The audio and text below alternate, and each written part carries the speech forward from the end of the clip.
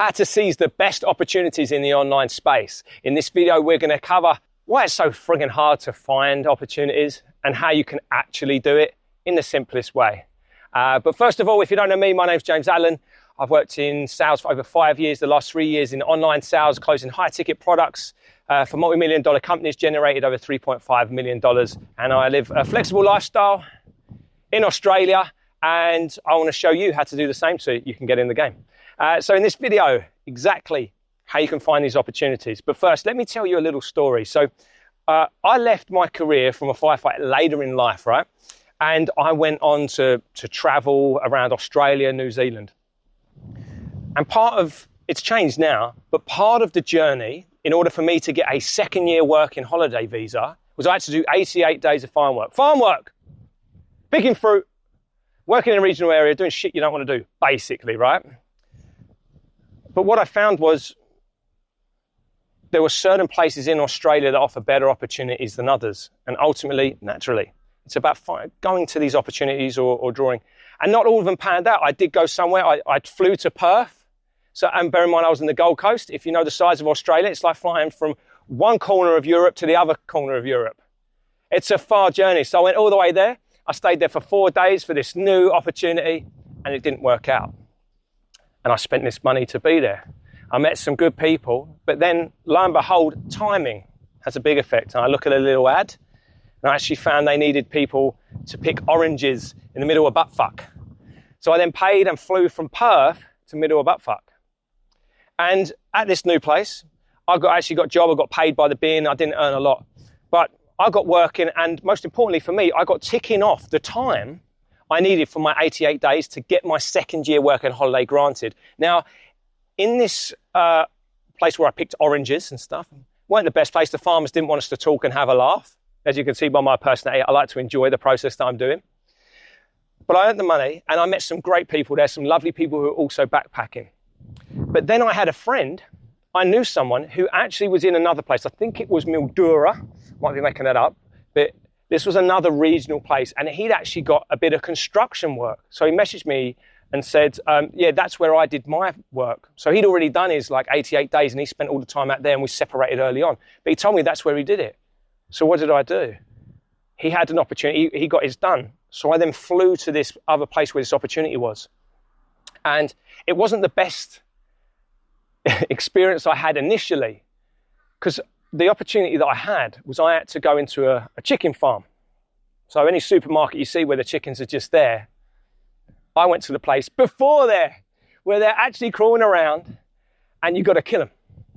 It's called culling. Yeah, I'm trying to engross you in this one here, because my first experience was 4 hours in a chicken farm with dead, rotting chickens. And I picked them up, and the guts were falling apart. It was bloody horrible. I was with this guy, Paul. Paul, if you ever watch this, mate, respect to you. I remember he went white as a sheep, even though we were in a barn full of chickens. But he went white as a sheep. And he said, James, I can't do this. I can't do it. I said, mate, look, there can't be long left. There's got to be about 30 minutes left. He's going, okay, push through. I said, mate, just push through. We're nearly there. Literally picking it up. The feet are falling off. The tractor came in and went over one of the chickens, and the guts fell out. Anyway, me and Paul were struggling. I hold it together well, but it was fucking hard. And we did 4 hours in this smelly, stinking, rotting chicken shed that had a disease. And then we went back to the hostel, and Paul said, no, never again. I'm not doing that ever again. Honestly, it was like, if you've ever seen Dexter, it was like Dexter for chickens. It was fucking horrible. But Paul never wanted to do it. And what happened there was, the hostel manager who had these opportunities coming in, I said, yeah, cool, man. He said, do you want to go back? I said, not really, but I'll do it. And I went back, and I spent another 4 days killing the chickens. Not as rotten, not as diseasy. It was a bit more bearable, but still. I did not like pulling the chickens' heads off and their wings still flapping and blood flying everywhere. It was ridiculous, right? Felt like I was in CSI kind of blood, weird murder scene or something. It was freaking weird. Anyway, I went back for 4 days. And what happened there, this was the revelation part, was the hostel owner who was offering out these jobs. There was all these other backpackers who were sitting there. They couldn't find work. But what happened?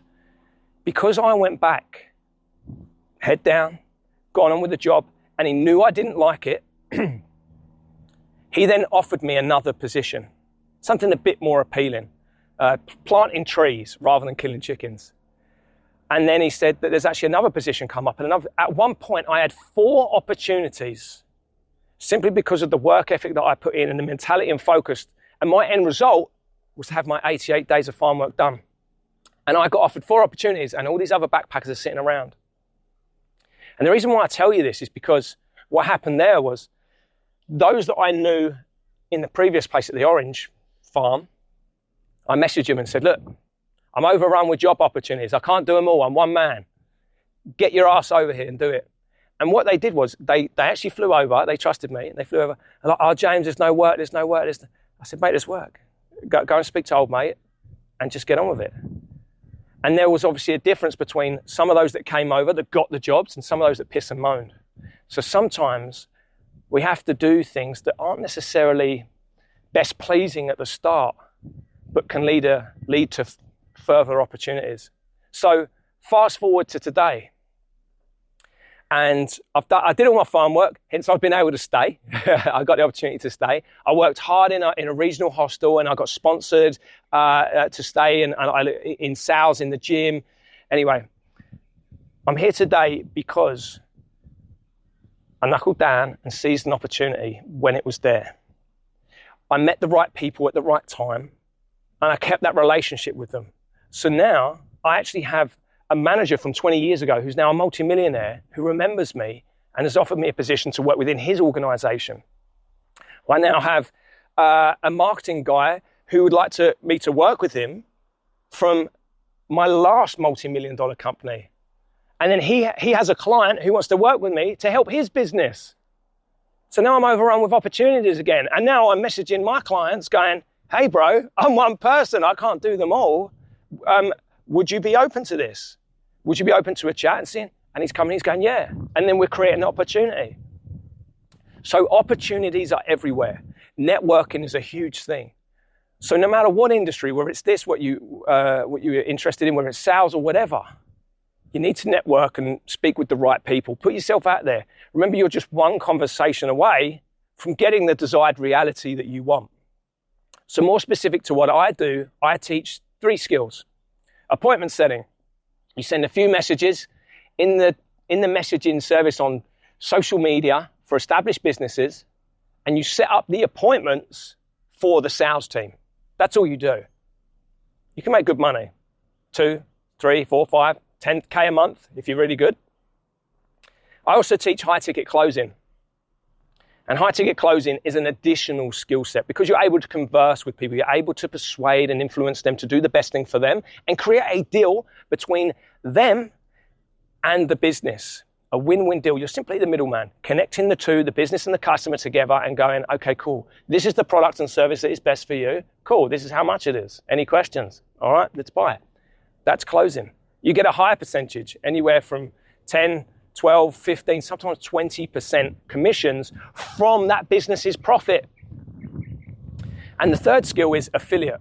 So if you find a company that you're actually passionate about, you enjoy, why don't you just talk about their programs and what you've learned on your social media or just to people? You get a link, people click through on that link, and they go through and purchase, you get a higher commission because you have generated that interested person, that lead.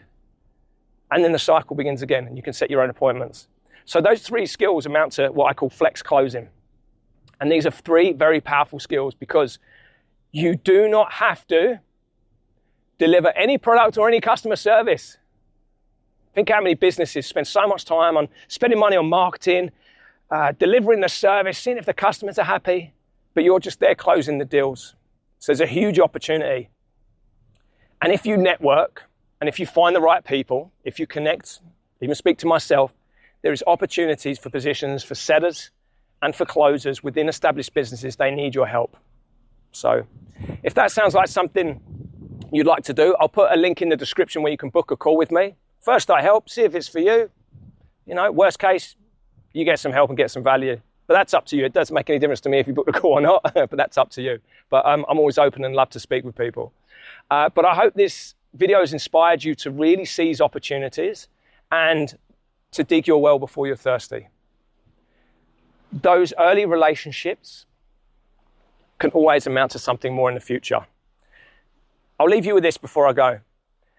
Recently, there was the Oscars, and Cillian Murphy, who we know as Thomas Shelby in Peaky Blinders, he's been working with Christopher Nolan for 20 years. And he's been taking side roles, like from Batman, he was the Scarecrow. He's done some lead roles. He was in Red Lights, and even 28 Days Later, he had some lead man roles. But Christopher Nolan is the director of Hollywood, the cream of the crop. 2017, Dunkirk. Mr. Cillian Murphy said, I'm reluctant to do it, Chris. For the part of Shivering Soldier was his part. A leading actor in Hollywood, a shivering soldier.